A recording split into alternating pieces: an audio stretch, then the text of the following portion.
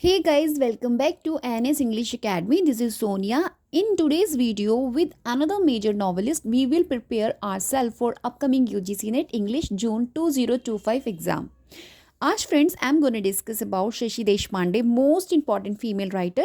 We studied her in Indian English literature.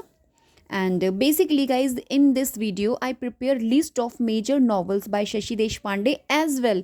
We will discuss brief overview of major novels with the characters, क्योंकि आपसे character based and story के overview से questions आपके put हो जाते हैं. Then you guys can easily answer all the questions if you come you will get from this particular Shashi Deshpande से. अगर आपको क्वेश्चन मिलता है you guys can easily answer them. अगर आपने इन सभी इस वीडियो में मैं जो आपको फैक्ट्स डिस्कस करूंगी, जो भी चीज़ें मैं आपके साथ डिस्कस करूंगी, आपको बहुत ही हेल्प करेंगे. Okay, so without having much time let's start today's discussion. Shashi देश पांडे.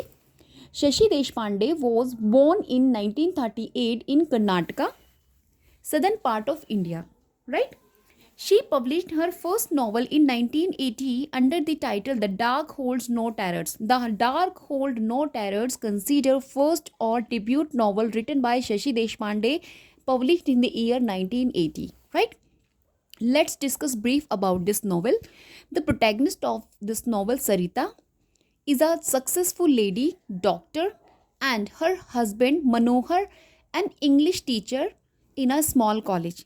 तो प्रोटैगनिस्ट सरिता हैं जो कि एक सक्सेसफुल लेडी हैं एज वेल डॉक्टर हैं, राइट? सक्सेसफुल लेडी डॉक्टर हैं एंड इनके हस्बैंड मनोहर जो हैं वो एक इंग्लिश टीचर हैं इस स्मॉल कॉलेज में, राइट?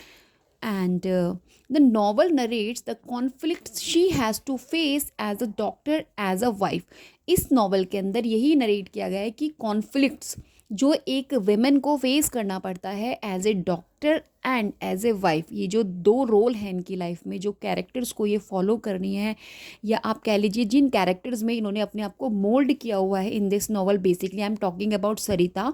तो उन्हें किन किन कॉन्फ्लिक्ट्स का सामना करना पड़ता है एंड ये सभी चीज़ें आपको इस नॉवल के अंदर दिखाई गई है, which was written by Shashi Deshpande. Female author है और ये कहीं ना कहीं विमेन की ही बात करती हैं अपनी नॉवेल्स में. उन्हीं की एक जो आप बोल सकते हैं मिजरेबल कंडीशन है, वही सब इनकी नॉवेल्स में आपको देखने को मिलेगा एज ए प्रोटैगनिस्ट. एंड इनका जो ज़्यादा आप ऐसा बोल सकते हैं इनकी जो अटेंशन है इनकी नॉवेल्स की, शशि देश पांडे की जो नॉवेल्स में प्रोटैगनिस्ट होते हैं ये ज़्यादातर फीमेल कैरेक्टर्स को इंपॉर्टेंस देती हैं, उनकी कंडीशंस को अपने रीडर्स के सामने रखने की कोशिश करती हैं कि किस तरीके से प्रॉब्लम्स फेस करनी पड़ती है फीमेल को, राइट? इन दी पेट्रियार्टिकल सोसाइटी में, जहाँ पे एक पुरुष प्रधान जो समाज होता है उसमें किस तरीके से एक महिला को बहुत सब कुछ काम, हर सारे काम, सारे रिश्ते नाते निभाने के बाद भी कितना कुछ फेस करना पड़ता है लाइफ में. These all things you guys can get in the novels of Shashi देश पांडे, राइट? गाइज मेरा पर्पस इस वीडियो से यही है कि मैं आप लोगों को पॉइंट्स के थ्रू कुछ मेजर फैक्ट्स बताना चाहती हूँ इंपॉर्टेंट, जो इनकी नॉवेल्स हैं जहाँ से आपको क्वेश्चंस रिपीट हो रहे हैं तो आपको बहुत हेल्प करेंगे. एंड इस थोड़े से पॉइंट से ही आपको पूरी नॉवल का जो एक ओवरव्यू है कि वो नॉवल क्या कहना चाहती है, everything you come to know. और आपको, मुझे नहीं लगता उसके बाद उसको समरी करने की ज़रूरत पड़ेगी, राइट? क्योंकि मेन हमारे पास जो प्रोटैगनिस्ट है मैंने उन सभी को इसमें कवर किया हुआ है नॉवेल्स में, मेजर नॉवेल्स, राइट, जो रिपीट हो चुके हैं मैं उन्हीं को कवर करा रही हूँ आपको. नेक्स्ट वी हैव इसी नॉवल के अंदर, in this novel Sarita desperately fights for survival in a patriarchal society. तो इसमें दिखाया गया है कि किस तरह जो आपकी सरिता प्रोटैगनिस्ट है उसको इस पैट्रियार्टिकल सोसाइटी में सर्वाइव करने के लिए कितना ज़्यादा फाइट करना पड़ता है. मतलब हर चीज़ के लिए आर्ग्यूमेंट होता है, एक आर्ग्यूमेंटेशन स्टार्ट होता है. कुछ भी काम आपको करना है then first you have to argument with the people around you. उसके बाद आप अपनी उस बात को रख सकते हैं, क्योंकि अगर आप उसको स्मूथली कहेंगे nobody will give attention to you. So this is the story about. Okay, let's discuss. Shashi Deshpande won Sahitya Akademi award for her novel. Shashi Deshpande को साहित्य अकेडमी अवार्ड भी मिला है अपनी नॉवल द लॉन्ग साइलेंस के लिए, which is another novel written by Shashi Deshpande, जिसको publish कराया था 1988 में. मोस्ट इंपॉर्टेंट नॉवल है, right? And Sahitya Akademi award for this novel she won in 1990. 1988 the publication date of that long silence की, and that long silence won Sahitya Akademi award in the year 1990. Remember the year I am just mentioning here, okay? And Padma Shri Award also. This novel, That Long Silence, won in the year 2009, right? And let's discuss That Long Silence 1988 जो इनकी novel है, in which she presented the story of Jaya. इसमें एक जया की story है. And guys, we have Mohan, right, who lived together as husband wife in spite of fundamental issues of life. इसमें भी same उसी तरीके की स्टोरी दिखाई गई है कि कि ये हस्बैंड वाइफ है, जया वाइफ है, मोहन इनके हस्बैंड है, और ये अभी भी साथ में रह रहे हैं. और इवन देन उनकी फैमिली में in spite of so many problems in their life, even then they are just together. अब आप गाइज इसी तरीके से आइडिया लगा सकते हैं कि इस विमेन को, पर्टिकुलर जया कैरेक्टर जो है, जो प्रोटैगनिस्ट है नॉवल की, इनको कितना ज़्यादा प्रॉब्लम्स को फेस करना पड़ रहा होगा इस ट्रिकी कंडीशन में अपने हस्बैंड के साथ रहने में, right. So this is the novel about. And guys this novel argues about the second position of women.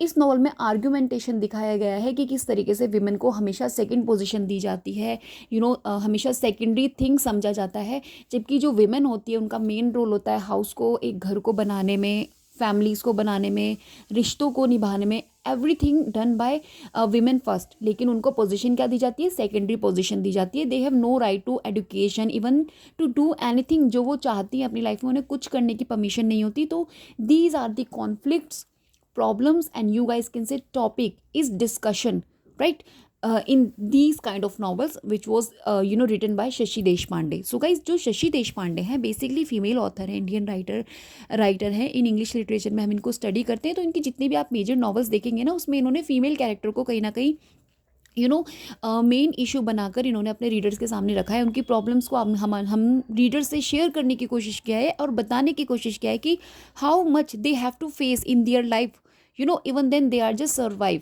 उसके बाद भी वो सर्वाइव कर रहे हैं उस ट्रिकी सिचुएशन में भी वो अपने आप को सर्वाइव करने के रास्ते ढूंढती रहती है. कहीं ना कहीं उनको कहीं ना कहीं से उनको किसी भी तरीके से थोड़ा सा क्लू मिल जाए by which they just stay in their life. अपनी मैरिज लाइफ को बचाने के लिए क्या कुछ उनको करना पड़ता है, सब कुछ आप देख सकते हैं. फीमेल कैरेक्टर मेन जो शशि देशपांडे इनकी नॉवेल्स का अटेंशन रहता है, right. And let's discuss ahead.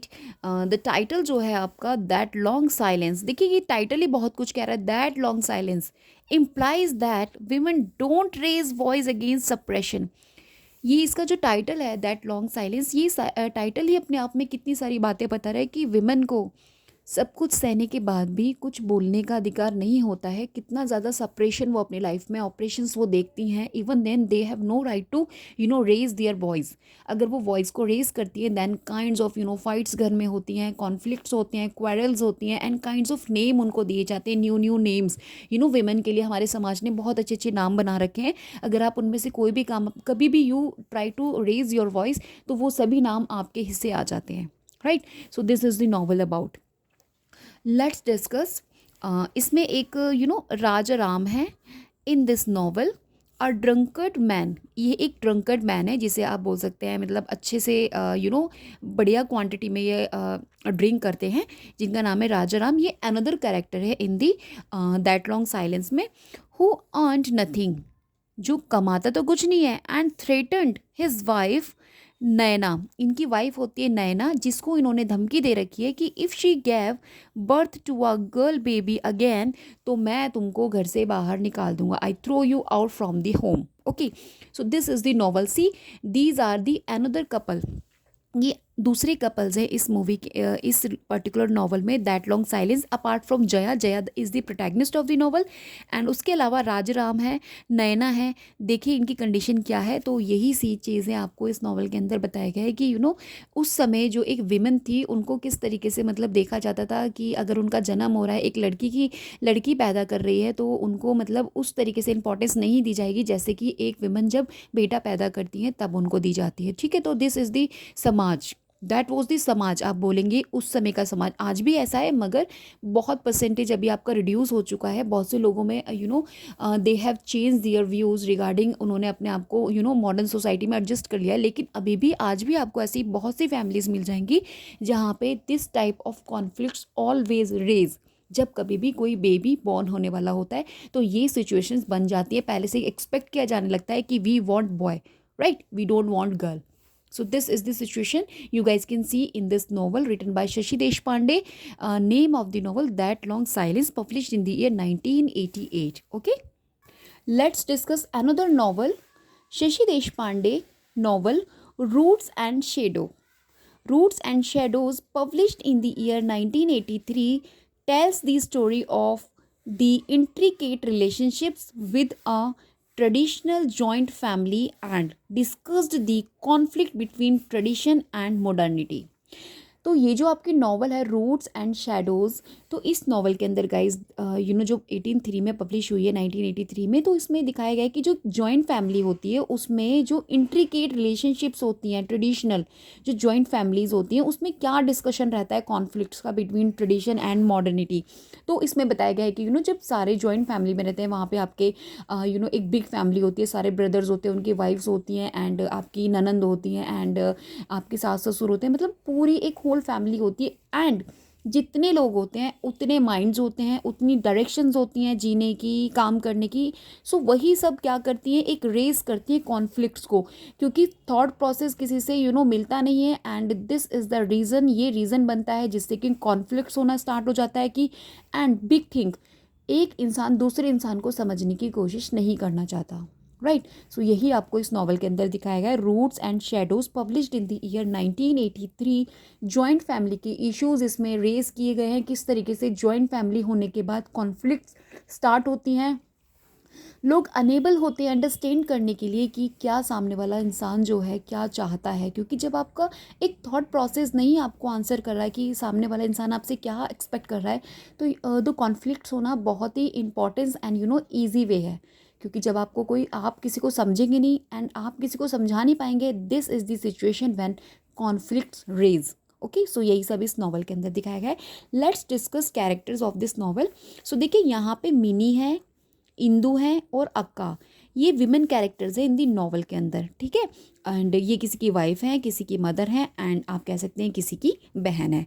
तो इस नॉवल के अंदर ये मेन कैरेक्टर्स है मिनी, इंदू एंड अक्का। मोस्ट इंपॉर्टेंट नॉवल है guys. And if I talk about the Indu, तो इंदूज पर्सपेक्टिव स्टोरी इज़ नरेटेड। जो इंदू है इसमें इंदू का मेन रोल है, जिनके पर्सपेक्टिव से इस नॉवल को नरेट किया गया है, remember, right. Let's move another novel written by Shashi Deshpande, A Matter of Time, right? A Matter of Time, published in the year 1996, is a story about encompassing three generation of women.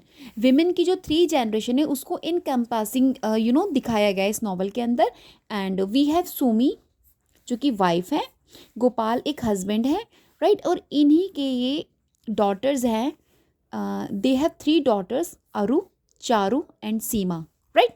सो किस तरीके से ये जो women के जो characters हैं आपने देखा होगा जनरेशन टू जनरेशन इस नॉवल के अंदर पर्टिकुलरली शशि देशपांडे ने हमें दिखाने की कोशिश की। देखा गाइस आपने ये कितना फीमेल कैरेक्टर को, प्रोटैगनिस्ट को इंपॉर्टेंस देती हैं सामने लाने के लिए, इनसे रिलेटेड जितने भी कॉन्फ्लिक्ट्स रेज होती हैं उन सबको इन्होंने समाज में या ना सोसाइटी के सामने लाने की कोशिश की है with the help of these major novels. And trust me guys, इन नॉवल से आपको कुछ ना कुछ एग्जाम में ज़रूर से मिलता है, तो प्लीज़ इन सबको प्रिपेयर करना। एंड अगर कुछ नहीं करो तो जो मैंने नोट्स आपके साथ में डिस्कस करूँ इनको प्लीज़ सिक्योर करके रखना till your examination date. Okay, आपको बहुत हेल्प करेंगे, रिवाइज करते रहना और प्लीज़ इनको अपने हाथ से हैंड रिटन नोट्स अपने बनाइएगा, जिससे आपको हेल्प मिले जब आप इनको आफ्टर 15 और 20 डेज इसको रीड करें तो आपको बिल्कुल फ्रेश मिले, right. Let's discuss ahead Shashi Deshpande small remedies. देखिए ये इनकी अनदर नॉवल है, small remedies traces the protagonist Madhu की जर्नी दिखाई गई है इसमें टुवर्ड्स सेल्फ रियलाइजेशन। उनका सेल्फ रियलाइजेशन वो करना चाहती हैं और उनकी जर्नी दिखाई गई है मधु की, किस तरीके से मतलब मधु अपने सेल्फ रियलाइजेशन के लिए आगे बढ़ती हैं एंड क्या क्या उनको किन किन चीज़ों का सामना करना पड़ता है, how much problems she has to face, right. So ये सब इसके अंदर दिखाया गया। लेट्स सी मधु कौन है, इनके साथ क्या हो जाता है। देखिए जो मधु है, लॉस्ट हर ओनली सन, इनका ना एक बेटा होता है मधु का, आदित्य नाम होता है उसका, ये कहीं ना उसकी डेथ हो जाती है, लॉस्ट मतलब कि आप मान के चलिए अपना बेटा खो दिया इन्होंने इन 1992। कब खोया था? 1992 में, जब अयोध्या बाबरी मस्जिद बॉम्बिंग हुई थी ना, बॉम्ब ब्लास्ट हुआ था, उस दौरान ड्यूरिंग दैट पीरियड इन्होंने अपना बच्चा लॉस्ट कर दिया. She lost her son Adit. And this is the big trauma in her mind Madhu के, जिससे कि वो चाहती थी अपने आप को डाइवर्ट करना from this big disaster of her life. इसलिए वो चाहती थी कहीं ना कहीं मुझे सेल्फ रियलाइजेशन के लिए उन्होंने अपनी एक जर्नी स्टार्ट करी. यही सब है इस नॉवल के अंदर, स्मॉल रेमेडीज, राइट. क्योंकि गाइज ये जो मधु है wanted to get over the paralysing sense of shock. ये इनको ऐसा डर था कि कहीं ऐसा ना हो जाए कि ये बिल्कुल पैरालाइज्ड हो जाए उस सेंस से, जो इनको एक शॉक लगा है. तो इन्होंने उससे गेट ओवर, अपने आप को वहाँ से डाइवर्ट करने की कोशिश की. And she wrote the biography of famous singer. इन्होंने ना राइटिंग में अपने आप को मतलब कि स्विच कर लिया मधु ने, कि अगर ये राइटिंग्स लिखना शुरू कर देंगी तो कहीं ना कहीं इनका माइंड डाइवर्ट हो जाएगा. एंड ये जो एक बिग बिग डिसास्टर इनकी लाइफ में हुआ है अपने बच्चे को खोने का, ये जो एक बिग शॉक इनको मिला है, उससे ये कहीं ना कहीं अपने माइंड को डाइवर्ट कर लेंगी. And she get over this आप बोल सकते हैं ह्यूज पेन. इस ह्यूज पेन से वो कहीं ना कहीं अपने आप को क्या करना चाहती थी, गेट ओवर करना चाहती थी. Then Madhu started to writing. और इन्होंने किनको चुना, famous singer Savitribai. Savitribai के ऊपर इन्होंने उनकी बायोग्राफी पे इन्होंने लिखना शुरू कर दिया. अब आप जैसे कि जानते हैं कि जब हम किसी की बायोग्राफी लिखते हैं then we have to dive into his life completely.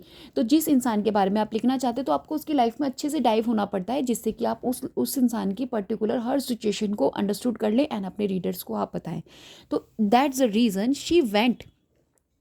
इसी वजह से जो आपकी मधु है ये जाती हैं, शी वेंट भवानीपुर. ये भवानीपुर चली जाती हैं एंड वहाँ पे जाके ये रुक जाती हैं, स्टेइंग हो जाती हैं विद अ यंग कपल. एक यंग कपल के साथ.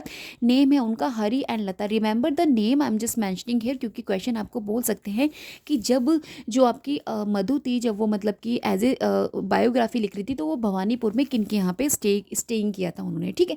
तो आप बोल सकते हैं Hari and Lata. Remember these types of question you guys can get in your exams. Okay, and let's discuss children books by Shashi Deshpande. देखिए शशि देशपांडे का इंटरेस्ट थोड़ा चिल्ड्रन बुक्स में भी था. इन्होंने काफ़ी सारी लिखी थी. I have major, a summer adventure, the hidden treasure, the only witness and the Narayanpur incident. These are the children books. देखो मोस्ट इंपॉर्टेंट है इनके टाइटल का ध्यान रखना, क्योंकि आपसे अब एग्जाम में एग्जामिनर पूछता है कि फेमिनिस्ट टेक्स्ट है, पार्टीशन नॉवल है, ऑटोबायोग्राफी है, otherwise this is the children books. तो आपको ये पता होना चाहिए कि शशि देशपांडे की a summer adventure, the hidden treasure, the only witness and the Narayanpur incidents, these four are basically children books हैं, राइट. चिल्ड्रन बेस्ड बुक्स हैं इनकी, ये शशि देशपांडे की. रिमेंबर.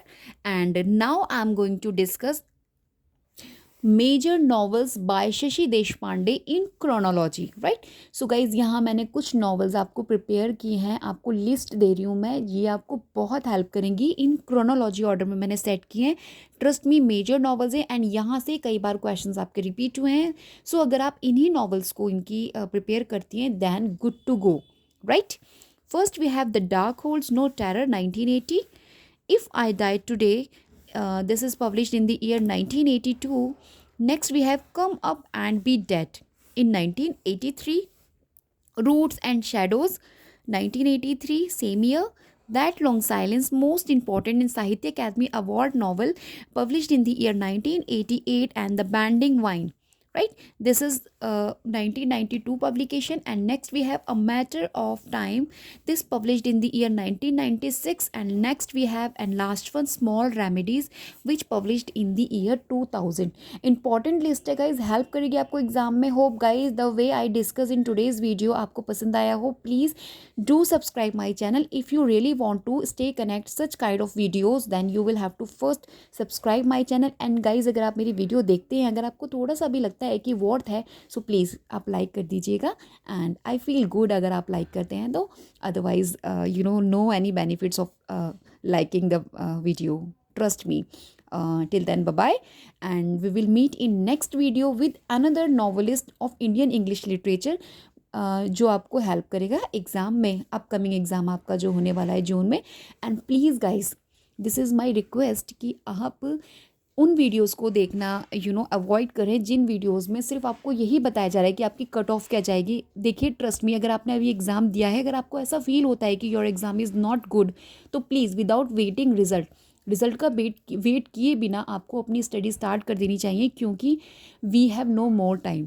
अभी इसको बहुत सारा टाइम मत समझिए, क्योंकि बिफोर 2 मंथ्स जितने भी यूट्यूबर्स हैं सभी आपको MCQs हो गए, आपके मॉक टेस्ट हो गए, NPYQs, in fact me also question series ही आपके चलाते हैं। अभी आपको एक अच्छे सेशन मिल रहे हैं यूट्यूब पे, तो प्लीज़ अपने टाइम को यहाँ कंज्यूम कीजिए, उन वीडियोस को देखिए जहाँ से आपको कुछ ना कुछ सीखने मिलता है। ट्रस्ट मी, जो आपने 2 और 3 मंथ्स और 4 मंथ्स बैक स्टडी किया होता है ना, आपको वहाँ से क्वेश्चन मिल जाता है। इनफैक्ट जो आप रिवाइज कर रहे होते हैं at the time of examination, आपको वहाँ से क्वेश्चन नहीं मिलता। तो प्लीज़ जो भी आप स्टडी करें उसको अच्छे से करें। अभी आपके पास टाइम है, रिलैक्स्ड मूड से उसको पढ़ाई करें, will help you in your exam. अगर आप फर्स्ट टाइम अटैम्प्ट कर रहे हैं, then you will have to work hard for this exam. Okay, till then bye bye, have a great day.